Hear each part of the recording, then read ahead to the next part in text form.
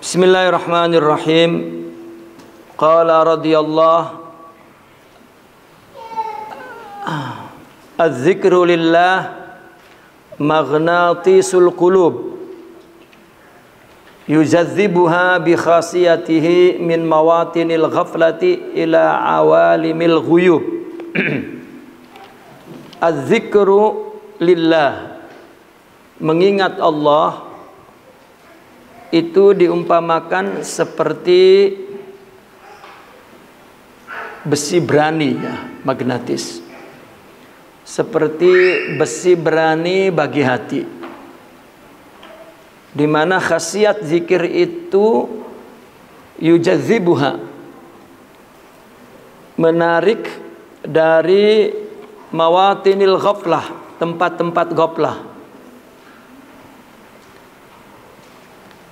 kepada awalimil ghuyub, ya, kepada alam-alam yang gaib.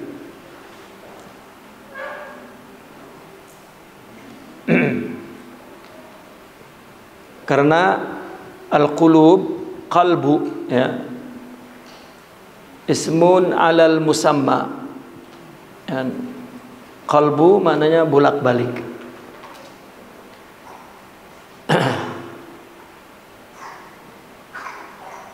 Maka bagi orang sufi, istilah qalbu itu adalah tingkatan rohani yang pertama, yang kondisinya masih kadang ingat, kadang enggak, kadang sabar, kadang enggak, masih, ya, berbolak-balik.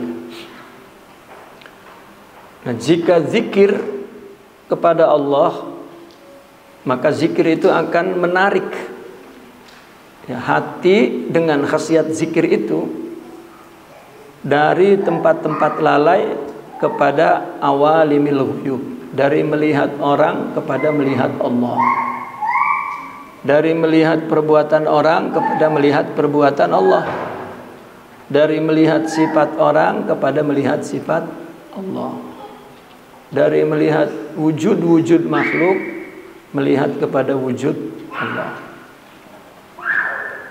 Karena zikir mempunyai cahaya yang menolak kegelapan hati, ya, hati yang gelap, al-qulubul mudhlimah, hati yang gelap perlu cahaya.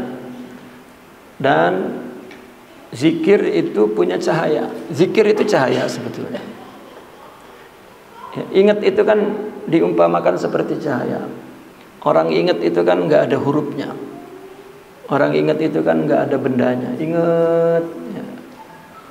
Hati yang tadinya nggak ada apa-apa lalu ada ingat, ya, maka diterangi oleh ingat itu. Ingat itu kan rindu kepada yang diingat, ya. Ingat-ingat itu kan karena ada yang diingat di dalam hatinya, dan yang diingat itu Allah, ya. Dan ingat itu seperti nur. Dia tidak ada hurufnya, tidak ada lafaznya. Kalau yang diucapkan oleh lidah itu alfazuz zikr, ucapan zikir. Ya, ya, itu juga berguna. Itu juga berguna. Paling tidak berguna apa? Membuang pikiran-pikiran kotor. Karena apa yang diucapkan itu memberi sugesti kepada akal. Ya, kenapa lidah disuruh terus ngucapin yang baik? Ya, falyaqul khairan aw liyasmut. Ya, kalau mau ngomong yang baik, kalau enggak diem. Karena ngomong itu memberi sugesti. Ya, maka jangan pernah orang ngomong saya memang udah begini, itu jadi begitu terus. Gitu. Ya, emang udah begitu. Disugesti pisan oleh dia sendiri, ya, secara psikologi kudunya mau saya emang enggak, ya, saya emang enggak begitu. Nah ini nuru zikirnya itu yang sebetulnya membawa kepada alam-alam guyub, ya, alam-alam guyub. Ya, apa alam guyub? Alam yang berada di belakang alam yang kita lihat ini. Ya. Apabila dia menerima bisikan kebaikan, maka dia serasa malaikat menghampirinya. Ya, karena yang membisikkan kebaikan itu antara lain malaikat. Ya, yang menginspirasikan hal-hal yang positif. Aduh, saya kayaknya salah nih, kudu minta maaf. Itu jangan ditolak, itu malaikat bisikin. Kata nafsu, emang siapa sih dia? Nah, itu nafsu dah. Akhirnya yang diterima bisikan nafsu, lah iya emang siapa dia ya, katanya. Lah tahu siapa. Nah, orang-orang yang mempunyai cahaya zikir, maka yang gelap-gelap itu hilang. Apa gelap itu? Zulumat itu keburukan. Zulumat itu syaitan. Zulumat itu simbol-simbol, ya, keburukan, simbol-simbol dosa, simbol-simbol, ya, kehinaan, nafsu, setan, sifat-sifat buruk, ya. Bahkan zulumat itu adalah manusia, zulumat. Cahaya adalah Allah. Ya, maka kita akan hati itu karena ada nur zikir, maka jadi nggak ada zulumat itu. Ya. Dalam perbuatan sehari-hari dia melihat perbuatan manusia, perbuatan Allah. Ya. Orangnya nggak kelihatan, udah hilang oleh cahaya itu. Ya, yang ada adalah Allah. Karena Allah adalah wujud, Allah adalah kebaikan, Allah adalah nur, wa biyadihil khair. Ya. Bahkan dia mendengar ucapannya, memahami sesuatu yang tidak ada tidak ada bahasanya. Dia melihat alam semesta, dia melihat tumbuh-tumbuhan, dia melihat benda mati. Ya, dia seolah-olah mendapat pesan-pesan kebaikan. Pesan-pesan. Coba Al-Imam Bahauddin Naqsyabandi dikatakan gurunya adalah anjing. Ya, mungkin orang yang melihat anjing adalah anjing, ya, mungkin tidak akan melihat atau tidak akan mendapatkan pesan-pesan, ya, moral, katakan. Ya. Apa bedanya ini anjing, ini kambing, gitu kan? Syariat yang mengatakan ini najis, ini halal, ini dimakan, jadi kelihatannya ini mulia, ini buruk. Nah, kita melihat Allah bukan dengan ukuran syariat yang Allah bikin untuk kita. Ya, orang kan sering berpikir Allah menciptakan keburukan berarti Allah buruk. Ya, itu kan pendek sumbunya kan, itu otaknya, ya. Pendek. Allah buruk, itu buruk Allah yang menetapkan baik buruk. Ya. Kalau Allah tidak tetapkan, kita tidak punya mindset seperti itu. Maka ketika bicara hakikat, ya, kita tidak berinteraksi dengan pemikiran-pemikiran yang itu. Ya, maka kita dapat menerima pesan dari Allah dari apapun yang kita lakukan, dari benda apapun yang kita saksikan. Itu kalau ada cahayanya yang menghilangkan, ya, selain Allah ini, bahwa itu semua dari Allah. Ya, tidak berdiri sendiri selain Allah itu. Kalau kita katakan selain Allah secara independen itu tidak ada, berarti yang kita lihat itu adanya Allah. Karena kalau tidak ada, ya tidak ada, kok ada, begitu. Ya, maka selain Allah itu, ya Allah itu sendiri. Karena kalau kita katakan selain Allah, ya, berdiri sendiri, kan nggak ada itu. Itu yang kita tidak adakan. Selain Allah itu tidak ada, artinya selain Allah yang nyiptain sendiri, syarik bagi Allah ini tidak ada. Kalau kita memandang orang terputus dari kehendak Allah, maka kita lah yang mengatakan ada selain Allah. Sedangkan la syarikalah. Kenapa kita dihina orang sakit? Karena kita melihat orang. Kita melihat orang gitu. Dan enggak ada, terputus dari ujian Allah, teguran Allah, terputus. Itu bahasa ujian, teguran itu takrib, sambungan untuk akal. Nah, bagi mereka yang udah melintasi semua itu ya Allah saja. Gitu. Kita yang mengatakan ada sesuatu yang independen, terputus dari Allah, itu yang kita yang mengakui adanya syarik. Itu sebab karena kita mengakui adanya syarik, maka Allah cemburu. Itu sebab selain Allah disebut ghair minal ghirah. Apa objek kecemburuan Allah yang jika kita menganggap bahwa ciptaan Allah itu independen dan tidak ada kaitannya dengan Allah, ketika kita terhina oleh makhluk ini maka kita sakit hati. Siapa yang menyakiti? Orang itu. Yang enggak. Yang menyakiti Allah. Kenapa? Karena cemburu. Kenapa cemburu? Karena kamu menganggap ada yang lain selain aku. Kenapa istri cemburu tuh? Karena ada yang lain selain dia. Ya, kan akhirnya lungsek tuh suami di rumah. Ya. Marah istri. Coba kalau yang enggak ada yang lain selain dia, nyaman aja di rumah tuh, enggak ada cemburu. Maka orang di dunia ini hidup sengsara, merana, duka, lara, menderita. Ya. Karena kita mengakui, mengisbat adanya selain Allah, adanya ghair.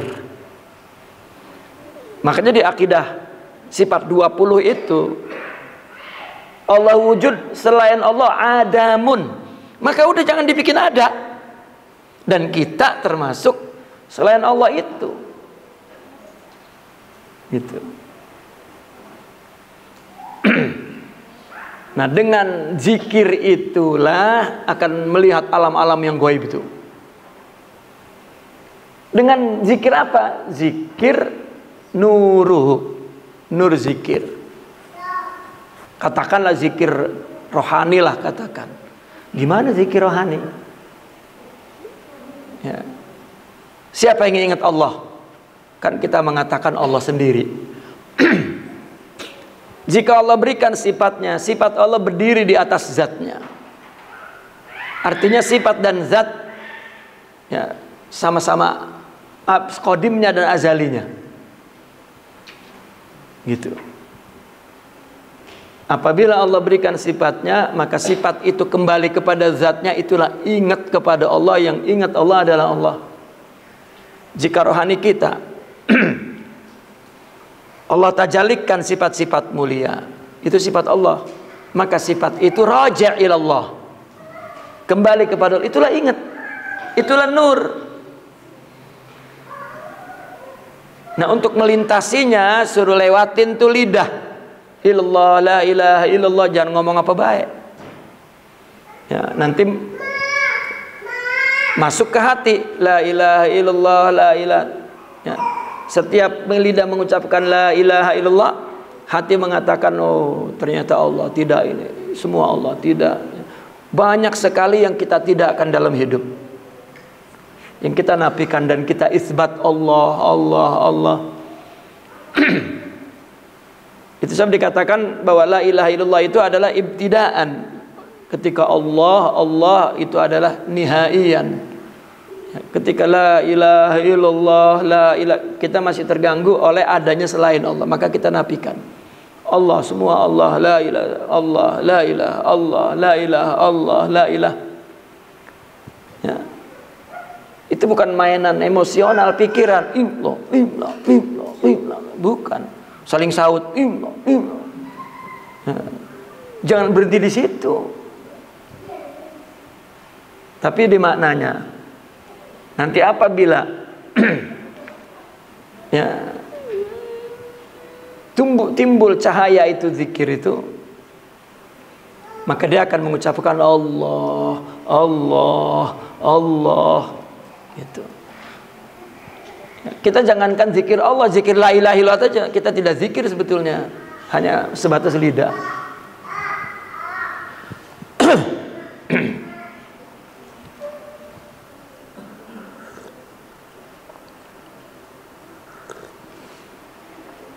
Jadi zikir Allah adalah nur. Ya, begini. Apakah memang tadi kan teorinya begitu? Apabila zikir la ilaha illallah, la ilaha illallah, la ilaha di lisan, nanti di lidah, la ilaha di hati, la ilaha illallah, nanti di fuad, la ilaha nanti itu lagi bicara teori. Ya. Lagi bicara teori. Tetap praktikalnya adalah mengikuti manhajnya. Ya, mengikuti manhajnya.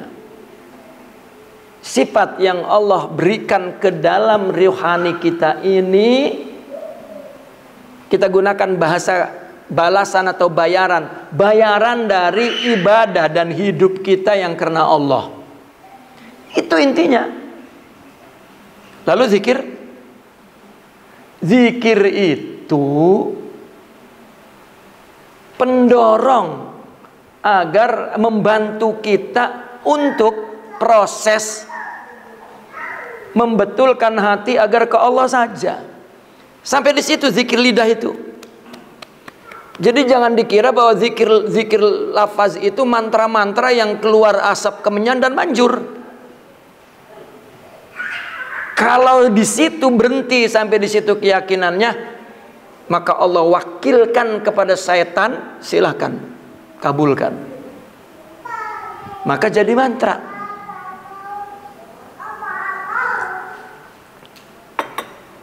Kita baca doa ini, kita anggap doa inilah yang akan manjur. Kalau sudah berbentuk kumpulan huruf gitu, meskipun menjadi sebuah nama Allah, tapi ini makhluk huruf ini. Ya Rahman, Ya Rahman, Ya Rahman, Ya Rahman, kita ro ha mim nun, wah keluar bukan. Tapi ketika Ya Rahman kepada ma'aninya. Ya Rahman, Ya Rahman, Ya Rahman, Ya Rahman.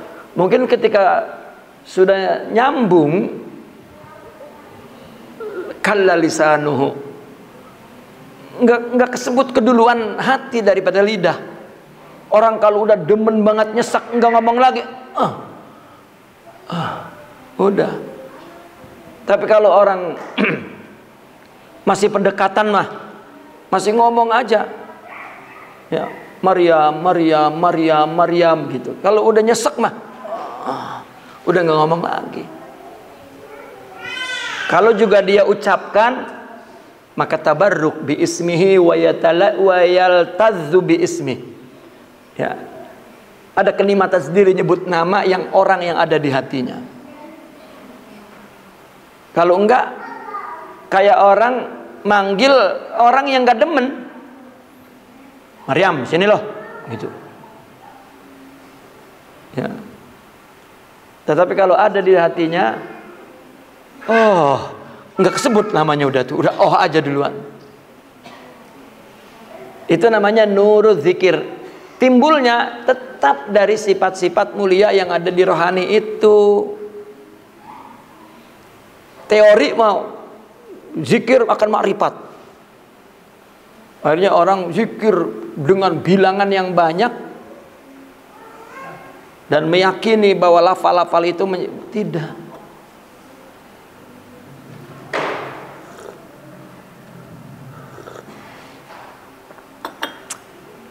Bahkan jika tidak mengerti, bahwa saya selalu mengumpamakannya, zikir mujahadah itu seperti pendorong ya. Orang minum obat yang nggak bisa nelen langsung, nyari pendorongnya apa? Pisang.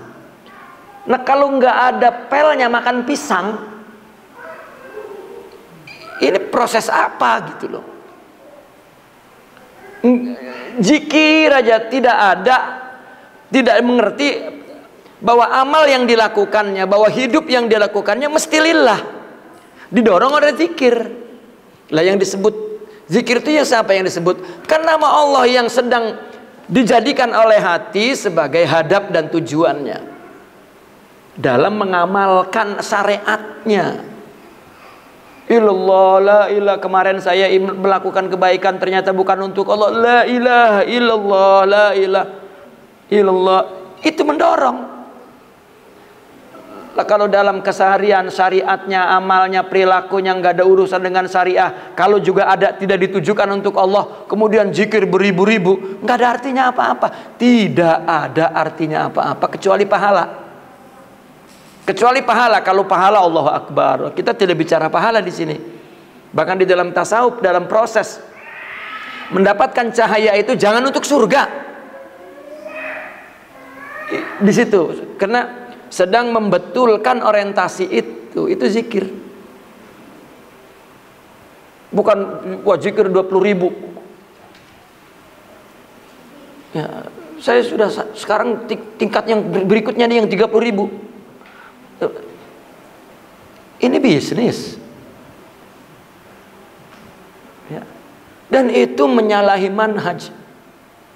Nanti ujung-ujungannya dukun, itu jadi dukun karena bilangan zikirnya banyak. Wah udah mulai terasa nih. Terasa apa? Itu khida'un nafas, tipuan nafsu.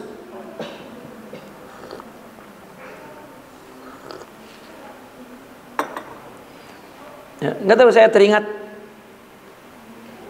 ya, minum obat dengan pendorongnya kan ada kan orang ya. Saya kadang-kadang kalau pelnya gede banget, wah udah pakai pisang ini ya, makan pisang udah halus baru dimasukin tuh obat. Lah kalau nggak ada pelnya makan pisang itu mah bukan minum obat, bukan proses kesembuhan. Dan ini yang perlu disadari, bahwa dalam tarikat, dalam tasawuf ada zikir, ada mujahadah, ada khalwah. Ya, itu adalah metode, itu guru yang apa, yang mentadrib kita, melatih kita untuk membantu kita membetulkan hati itu. Dah untuk itu. Itu. Nah maka ada orang yang prosesnya cepat banget.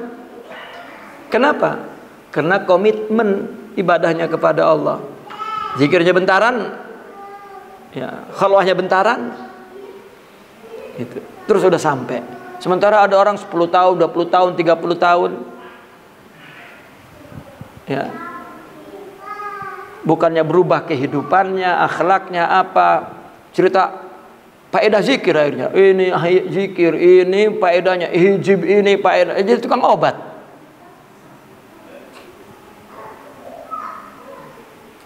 Ya, dan itu bukan tarikat. Nah, kan jelas sekali di sini zikir ya tetap kalau penjelasan dalam penjelasan ilmiah tetap zikir lidah dan zikir hati tetap. Karena prosesnya begitu. Ya.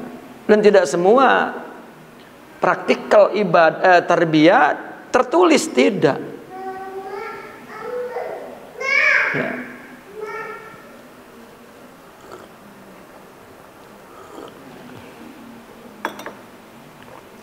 Nah itulah awalimil ghuyub, alam-alam yang gaib itu, alam-alam yang gaib.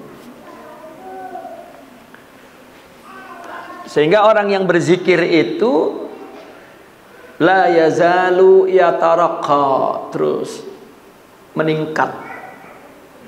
Bahkan apa dikatakan ila an yankashifa, sampai tersingkap kepadanya minal maghibat, daripada yang gaib-gaib. Hantu, ya, kuntilanak, ya, nasib orang, bukan, itu dukun. Ya. Af'aluhu wa sifatuhu wa asma'uhu wa iradatuhu wa ilmuhu. Kita jadi tahu karena Allah berikan ilmunya. Kita tahu apa kehendak Allah. Tidak ada orang yang dekat melainkan ia mengerti kehendak kekasihnya. Nah, kalau udah suami istri bertahun-tahun kagak ngerti itu suami atau istri, kehendak suami itu dablek bener. Ya, makanya sampai tua berantem aja laki sama bini. Ya.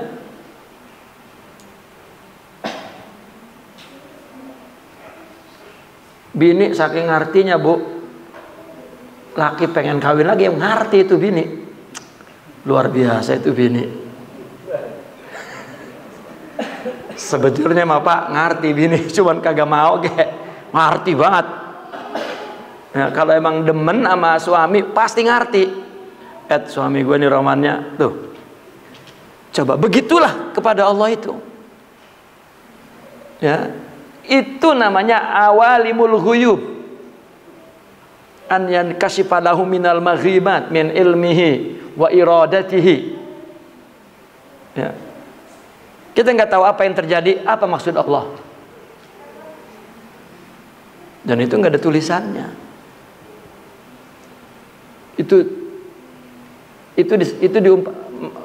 Ciptaan makhluk ini diumpamakan zulumat, kegelapan. Cahayanya adalah di balik itu Allah. Maka untuk tidak melihat, artinya untuk hilang kegelapan ini, untuk hilang makhluk ini, maka kita perlu nurul zikir. Maka kita melihat Allah itu, ya Allah. Orang jika mikirin orang itu penyakit, maka al-khalqu da wal haqqu dawa. Penyakit mikirin orang itu. Lagi tanya, kenapa orang jadi begitu? Lah, kenapa orang jadi begitu? Ya. Semuanya adalah ya, kekuatan keilmuan kita, kekuatan ya, tangga-tangganya, kekuatan kerohanian kita.